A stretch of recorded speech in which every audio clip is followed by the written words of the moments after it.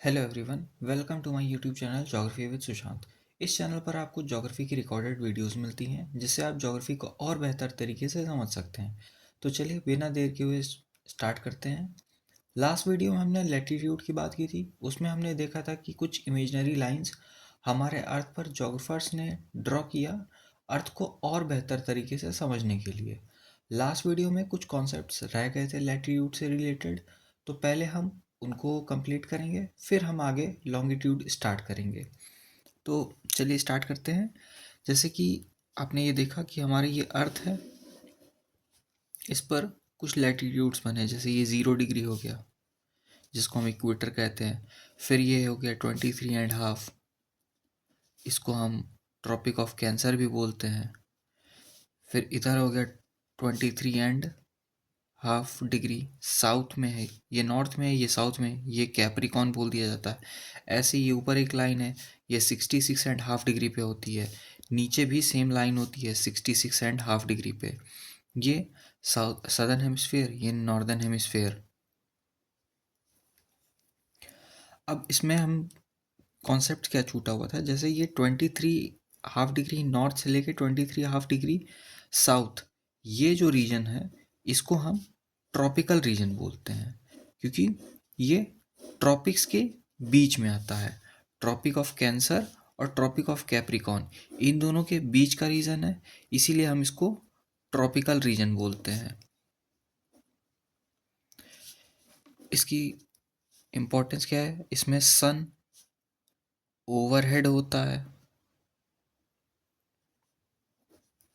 मतलब सन का जो मूवमेंट है ये इन दोनों के बीच में ओवरहेड होगा, और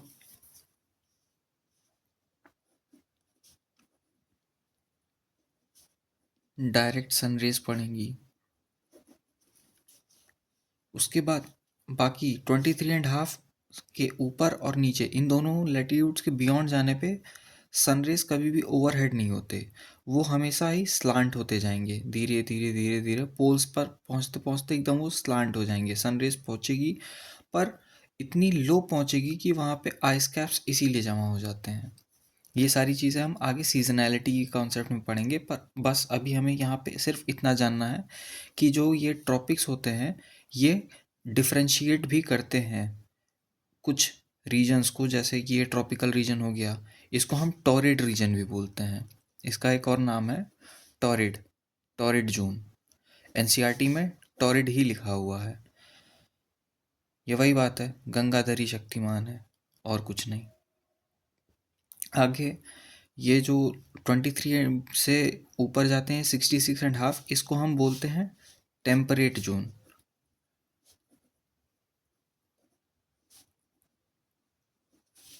साउथ में भी होता है ये टेम्परेट जोन। अब ये दोनों में अलग सिमिलैरिटीज़ नहीं, डिफरेंस क्रिएट होता है यहाँ के रीजन में। अभी जब हम क्लाइमेटोलॉजी की बात करेंगे तो यहाँ पे वेदर फिनोमिना सारी चीज़ें अलग हो जाती हैं। फॉरेस्ट अलग हो जाते हैं, दोनों जगहों का वेजिटेशन अलग हो जाता है, हर एक चीज़ में डिफरेंस आ जाता है। इसके बियॉन्ड जब जाते हैं तो ये फ्रिजिड जोन शुरू हो जाता है। फ्रिजिड जोन, यहाँ पे सारी चीज़ें जमा हुआ मिलेंगी।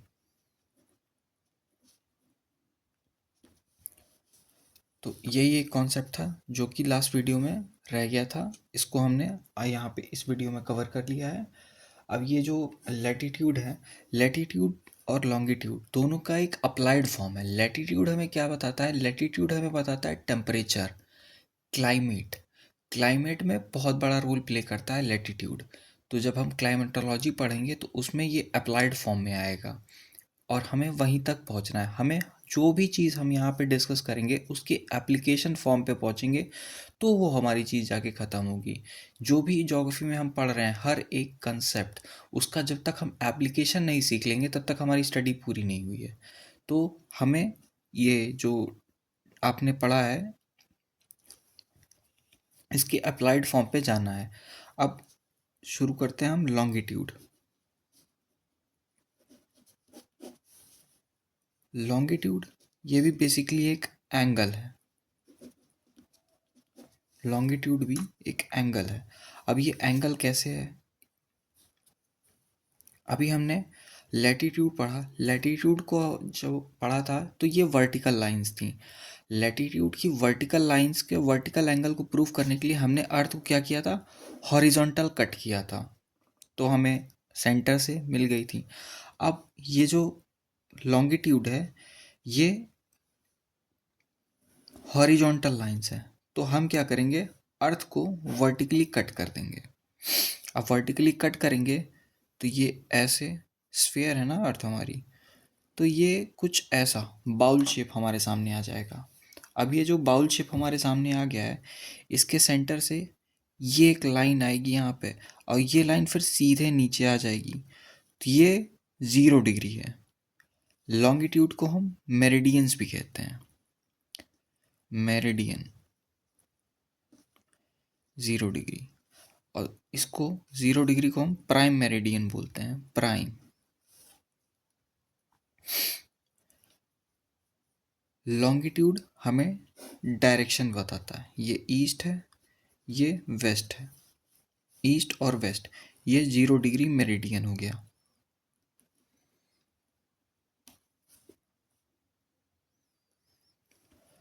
अब ये क्या दिख रहा है हमको, ये एक सर्कल दिख रहा है। अब जब ये लॉन्गिट्यूड है, अर्थ को इसने 2 पार्ट में डिवाइड किया है, 2 पार्ट में डिवाइड किया, ईस्ट और वेस्ट में। तो ये 2 पार्ट हैं, दोनों पार्ट को डिवाइड करने में ये पूरा एक सर्कल है, सर्कल में कितने एंगल होते हैं, 360 डिग्री। अब इसको डिवाइड करने में कितना हो जाएगा, 180 यहाँ पे, 180 यहाँ पे, इस तरफ भी ईस्ट, इस तरफ वेस्ट, टोटल कितने हो गए, 360 हो गए। अब आगे चलते हैं, लॉन्गिट्यूड हम पढ़ते क्यों हैं, ये चीज़ हमने पिछले भी उसमें डिस्कस की थी कि लैटिट्यूड और लॉन्गिट्यूड पढ़ते क्यों हैं, किसी भी जगह की लोकेशन को पता करने के लिए। तो जब हम मार्केट में जाते हैं, मैप खरीद के लाते हैं, ऐसा होता है मैप रेक्टेंगल शेप का, तो इस रेक्टेंगल शेप के मैप पे कल हमने ये पढ़ लिया था, है ना।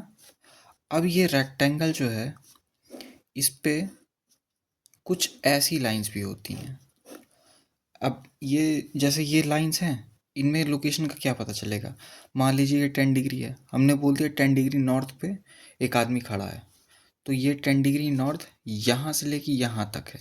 अब यहाँ से लेके यहाँ तक कहाँ पे खड़ा है कुछ नहीं पता, पूरे वर्ल्ड में ये कहीं पे भी हो सकता है 10 डिग्री नॉर्थ पे, तो ही हमें एक लॉन्गिट्यूड की भी ज़रूरत पड़ती है जो यहाँ पे जैसे कट करेगा।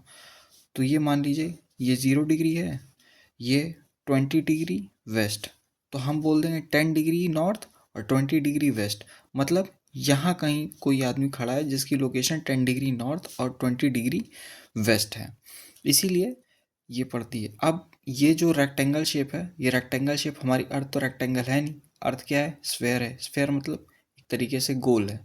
तो जब इस रेक्टेंगल को उठा के, ये मान लीजिए ये है, इसको हमने उठाया और ये ऐसे फोल्ड कर दिया, ये सिलेंडर के शेप में हो गया, तो ये गोल हो गया ना। अब ये ऊपर से ये दिख रहा ना, ये 360 डिग्री, अब ये 360 डिग्री को हमने यहाँ से बीच से इसको काट दिया। अब ये 360 डिग्री को जब बीच से काट दिया तो 180 इस तरफ चला जाएगा, 180 इस तरफ चला जाएगा, ये आ गया हमारा 180 डिग्री इस तरफ है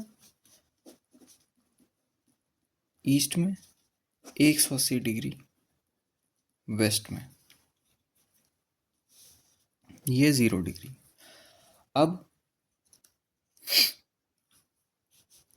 बात करते हैं इसके अप्लाइड फॉर्म की, टाइम। लॉन्गिट्यूड सबसे ज़्यादा टाइम के लिए वो किया जाता है, 180 डिग्री ईस्ट है, 180 डिग्री वेस्ट है। एक चीज़ और मैंने बताई थी पिछले वीडियो में कि जो हमारी अर्थ है, इसका जो मूवमेंट है ये वेस्ट टू ईस्ट है, वेस्ट टू ईस्ट है, वेस्ट टू ईस्ट, इसीलिए सन कहाँ से राइज होता है, ईस्ट से। सन राइज नहीं होता, सन स्टैटिक पोर्शन में, हमारी अर्थ रोटेट होती है, तो जैसे जैसे अर्थ रोटेट हो जाती है वेस्ट टू ईस्ट, तो ईस्ट वाले जो लोग हैं उनको पहले दिखाई देता है सन, तो वो कहते हैं सनराइजेज इन द ईस्ट। उसके बाद अब ये ईस्ट है, ये मान लीजिए ये 10, ये 90 डिग्री है, ये 140 डिग्री है ईस्ट। अब यहाँ आए, ये 90 डिग्री, ये 150 डिग्री वेस्ट हो गया। अब जैसे जैसे ये इसके सामने, अर्थ के सामने अर्थ ऐसे घूमना शुरू हुई, घूमते घूमते घूमते ये 140 डिग्री है, 140 डिग्री पे अभी सन दिखाई दे रहा है, तो ये सनराइज का टाइम है। ऐसा तो है नहीं कि यहाँ पे सनराइज है तो पूरी अर्थ पे सनराइज होगा, कहीं ना कहीं तो होगा ही ना कहीं सनसेट होगा, कहीं ना कहीं नाइट होगी, कहीं ना कहीं ये सनराइज है तो कहीं ना कहीं इवनिंग होगा, कहीं ना कहीं वो सनसेट, सनराइज, इवनिंग, मॉर्निंग, सारी चीज़ें, सारे फिनोमेना इस अर्थ पे एग्जिस्ट कर रहे होंगे। बस टाइम का डिफरेंस आएगा, यहाँ पे आ रहा है तो सनराइज है, मतलब मॉर्निंग का टाइम है। इसको ऐसे समझते हैं, ये एक आदमी सरफेस है, यहाँ एक आदमी खड़ा है, यहाँ एक आदमी खड़ा है, यहाँ एक आदमी खड़ा है। ये इंडिया में है, ये लंदन में है, ये अमेरिका में है। अब इंडिया में सनराइज का टाइम है, इंडिया में सनराइज का टाइम है, तो ये जो लंदन वाला है ये तो इनसे पहले ही होगा। अगर यहाँ सनराइज हो रहा है तो कुछ नहीं तो लंदन में रात होगी, और ये इनसे भी पहले हैं, मतलब क्या होगा यहाँ पे, इनके यहाँ शाम हो गई होगी, क्योंकि शाम हुई है, ढल गया, इनके यहाँ भी रात ही होगी क्योंकि सनराइज यहाँ पे है। तो जैसे जैसे इधर आता जाएगा सन, ये सनराइज है, अब यहाँ पे धीरे धीरे ओवरहेड होगा इसके ऊपर, आफ्टरनून आएगा, फिर इसकी तरफ आएगा, तो धीरे धीरे यहाँ पे भी नाइट से शिफ्ट होता जाएगा, यहाँ पे सनराइज होगा, यहाँ आफ्टरनून आ गया, यहाँ सनराइज हो रहा है धीरे धीरे। अब और आगे आएगा, यहाँ पे आफ्टरनून हुआ लंदन में, तो यहाँ पे शाम हो जाएगी, शाम को क्या बोलते हैं, डॉन।